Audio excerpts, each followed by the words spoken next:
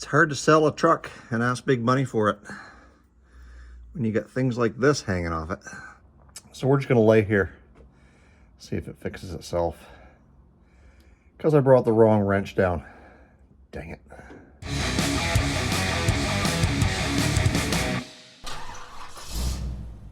So this is going to be a quick video, guys. We are going to be changing the sway bar bushings, the bushings to the frame on my 77 Chevy C10. This is going to be the same with just about any vehicle on the market that has a sway bar.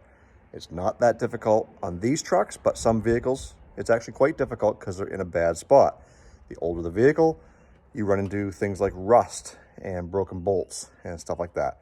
I have zero doubt that on this truck, those bolts are going to come out because of the shape that this truck is in. Anyways, let's go over the tools that we're going to need to get this done and the actual parts we're going to use to replace these sway bar bushings. So the first thing you got to know about your sway bar bushings is the size. There's a couple of ways that you can do that. One, you can use a digital caliper to measure the thickness of your sway bar. That's going to determine which bushings you need.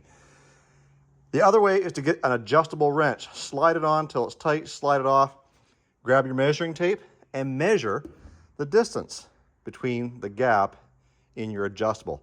On mine, they just happen to be 1 1/16 inch, so we grabbed the MOOG, and I'll put the part number right down here so you guys can see which part number I used, but I'm also going to leave a part number for all 4 options for an Amazon affiliate link.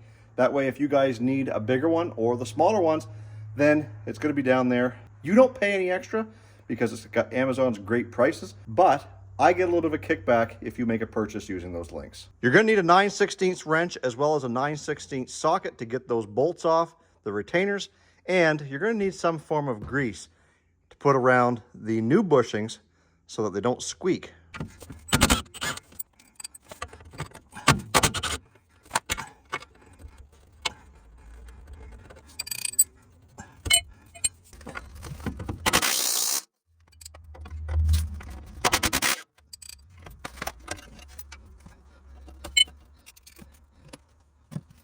Now that we've got our old bushings off, we're going to take our new bushings, we're going to put a little bit of grease inside here as well as on the outside here. What that's going to do is that's going to help keep the squeaking down when this thing moves as you're driving down the road.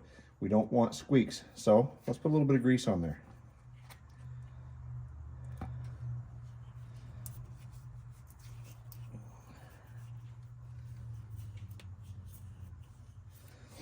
Then we're going to pry this open and slide it over.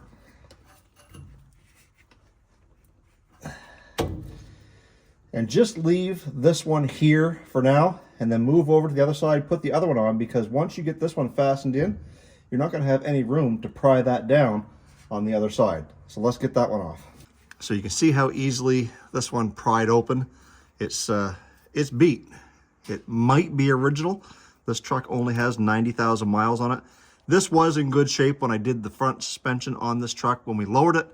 So at the time I didn't feel the need to warrant replacing them. But now it's time.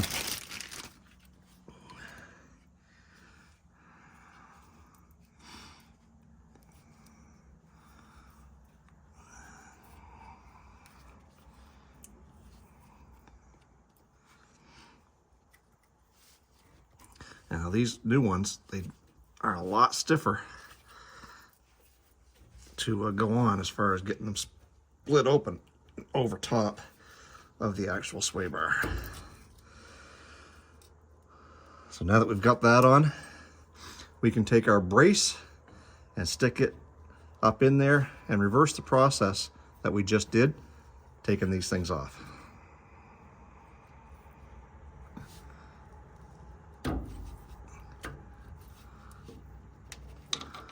Now there are washers on the top side, so you don't want to forget those.